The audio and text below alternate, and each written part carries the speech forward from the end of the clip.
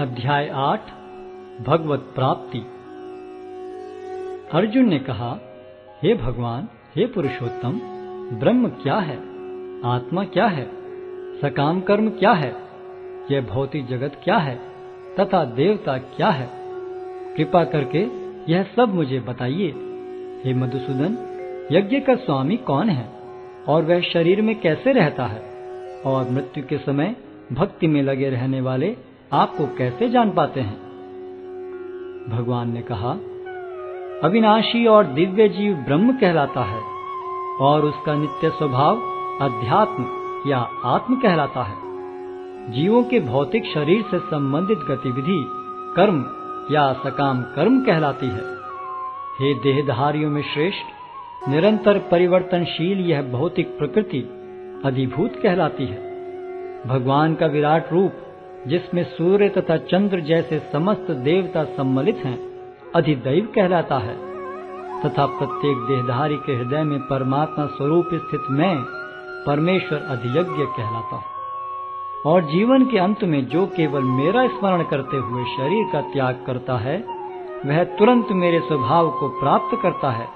इसमें रंच मात्र भी संदेह नहीं है। हे कुंती पुत्र, शरीर त्यागते समय मनुष्य जिस जिस भाव का स्मरण करता है, वह उस भाव को निश्चित रूप से प्राप्त होता है। अतएव हे अर्जुन, तुम्हें सदैव कृष्ण रूप में मेरा चिंतन करना चाहिए और साथ ही युद्ध करने के कर्तव्य को भी पूरा करना चाहिए। अपने कर्मों को मुझे समर्पित करके तथा अपने मन एवं बुद्धि को मुझ में स्थिर करके तुम निश्चित रूप से मुझे प्राप्त कर सकोगे।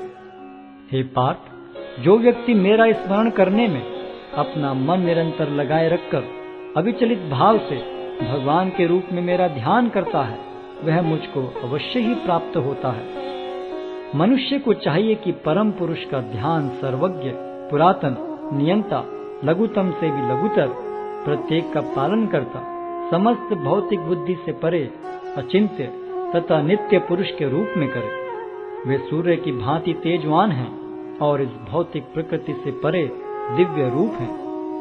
मृत्यु के समय जो व्यक्ति अपने प्राण को भवों के मध्य स्थिर कर लेता है और योग शक्ति के द्वारा अविचलित मन से पूर्ण भक्ति के साथ परमेश्वर के स्मरण में अपने को लगाता है, वह निश्चित रूप से भगवान को प्राप्त होता है। जो वेदों के ज्ञाता हैं, जो ओंकार का उच्चारण करते हैं और जो संन्यास आश्रम के बड़े बड़े मुनि हैं, वे ब्रह्म में प्रवेश करते हैं। ऐसे सिद्धि की इच्छा करने वाले ब्रह्मचर्य व्रत का अभ्यास करते हैं। अब मैं तुम्हें वह विधि बताऊंगा जिससे कोई भी व्यक्ति मुक्ति लाभ कर सकता है। इस योगाभ्यास में स्थित होकर तथा अक्षरों के परम संयोग यानी ओंकार का उच्चारण करते हुए यदि कोई भगवान का चिंतन करता है और अपने शरीर का त्याग करता है, तो वह निश्चित रूप से आध्यात्मिक लोकों को जाता है। हे अर्जुन, जो अनन्य भाव से निरंतर मेरा स्मरण करता है, उसके लिए मैं सुलभ हूँ, क्योंकि वह मेरी भक्ति में प्रवृत्त रहता है। मुझे प्राप्त करके महापुरुष, जो भक्ति योगी हैं, कभी भी दुखों से पूर्ण इस अनित्य जगत में नहीं लौटते, क्योंकि उन्हें परम सिद्धि प्राप्त हो चुकी होती है। इस जगत में सर्वोच्च लोक से लेकर निम्नतर सारे लोक दुखों के घर हैं, जहाँ जन्म तथा मरण का चक्कर लगा रहता है। किंतु हे कुंती पुत्र, जो मेरे धाम को प्राप्त कर लेता है, वह फिर कभी जन्म नहीं लेता। मानवीय गणना के अनुसार 1000 युग मिलकर ब्रह्मा का एक दिन बनता है और इतनी ही बड़ी ब्रह्मा की रात्रि भी होती है। ब्रह्मा के दिन के शुभारंभ में सारे जीव अव्यक्त अवस्था से व्यक्त होते हैं और फिर जब रात्रि आती है तो वे पुनः अव्यक्त में विलीन हो जाते हैं। जब जब ब्रह्मा का दिन आता है तो सारे जीव प्रकट होते हैं और ब्रह्मा की रात्रि होते ही असहायवत विलीन हो जाते हैं। इसके अतिरिक्त एक अन्य अव्यक्त प्रकृति है जो शाश्वत है और इस व्यक्त तथा अव्यक्त पदार्थ से परे है। यह परा और कभी नाश न होने वाली है।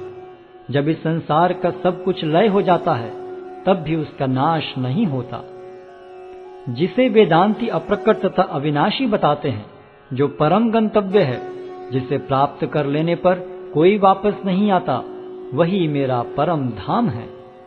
भगवान जो सबसे महान है, अनन्य भक्ति द्वारा ही प्राप्त किए जा सकते हैं। यद्यपि वे अपने धाम में विराजमान रहते हैं, तो भी वे सर्वव्यापी हैं और उनमें सब कुछ स्थित है।